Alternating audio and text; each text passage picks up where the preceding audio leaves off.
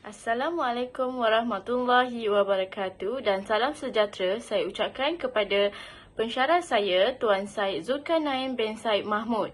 Saya, Nur Akila binti Abdul Razak, akan membentangkan mengenai topik pengukuran dalam domen efektif dalam subtopik kepimpinan dan kebimbangan pertandingan. Baiklah, seterusnya, dalam bidang pendidikan, taksonomi ialah satu model yang sering kali digunakan untuk menganalisis bidang-bidang pendidikan.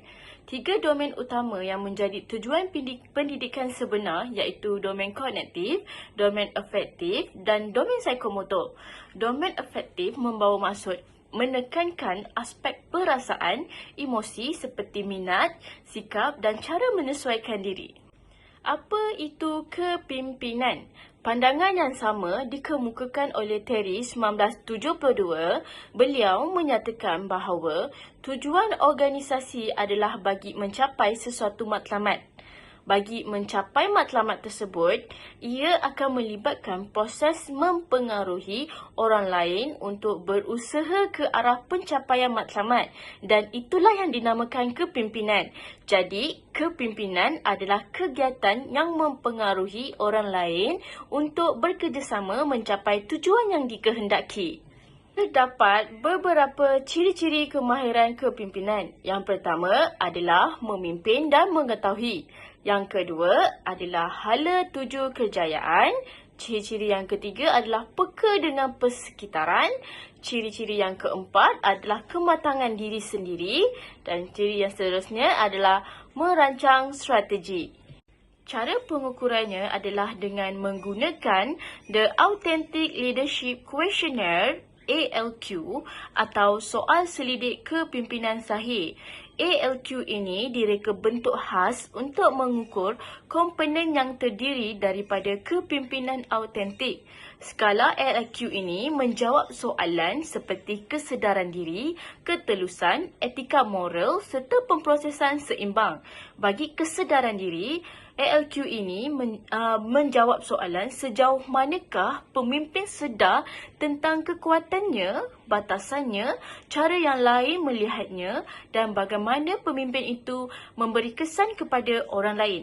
Yang kedua adalah ketelusan. Sejauh manakah pemimpin memperkukuh tahap keterbukaan dengan orang lain yang memberi mereka peluang untuk tampil dengan idea, cabaran dan pendapat mereka sendiri.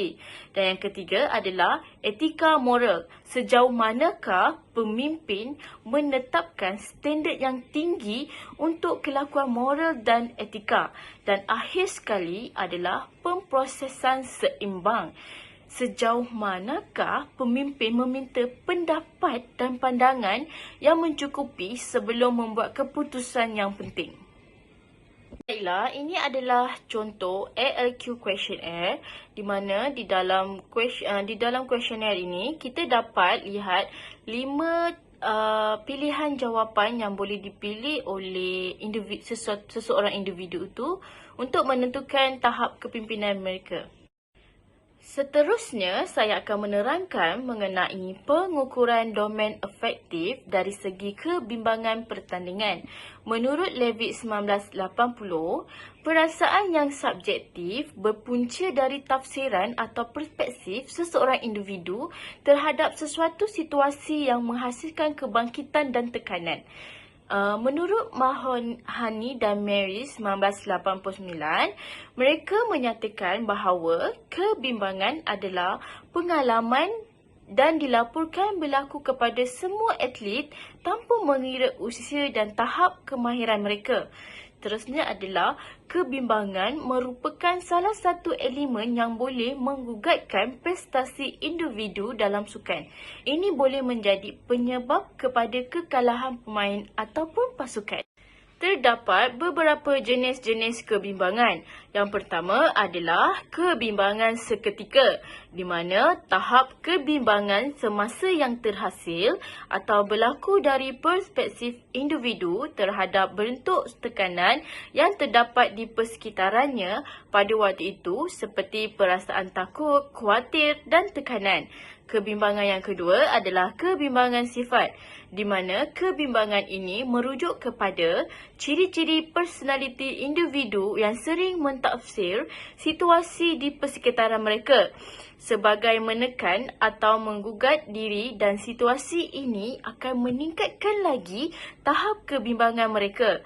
Kebimbangan yang ketiga adalah kebimbangan kognitif. Kebimbangan kognitif ini merupakan proses mental yang bersifat kognitif yang berlaku akibat dari tafsiran terhadap situasi semasa.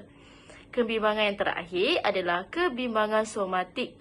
Kebimbangan somatik ini merujuk kepada aspek fisiologikal dan afektif individu yang terbabit kesan dari kebimbangan kognitif yang wujud dalam diri individu tersebut. Baiklah, untuk mengukur kebimbangan adalah dengan soal selidik, dan yang kedua, pemerhatian terhadap perubahan tingkah laku serta perubahan fisiologikal, dan yang ketiga adalah peningkatan kadar nadi, perubahan tekanan darah serta tekanan pada otot merupakan fisiologikal yang dikaitkan dengan kebimbangan. Baiklah, ini merupakan soal selidik yang digunakan yang dipanggil The Sport Competition Anxiety Test, SCAT. Dapat dilihat di sini, terdapat 15 soalan yang ditanyakan terhadap individu atau atlet itu sendiri. Baiklah, ini merupakan rujukan skor yang boleh dirujuk, di mana jika atlet itu mendapat 17 skor, sifat tahap kebimbangan dia adalah rendah. Manakala jika atlet itu mendapat antara 17 hingga 24, dia dikategori sebagai average dalam sifat kebimbangan. Dan jika atlet itu mendapat skor yang 24, dia dikategorikan sebagai tahap yang tinggi dalam kebimbangan.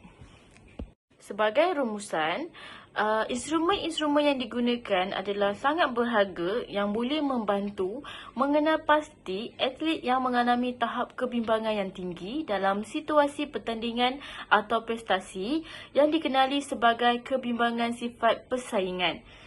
Walau bagaimanapun, adalah penting untuk diingatkan bahawa soal selidik ini hanyalah sebahagian daripada pemerhatian dan harus digunakan bersama-sama dengan soal selidik yang mengukur komponen situasi berbeza kebimbangan sifat persaingan. Baiklah, itu saja dari saya. Terima kasih.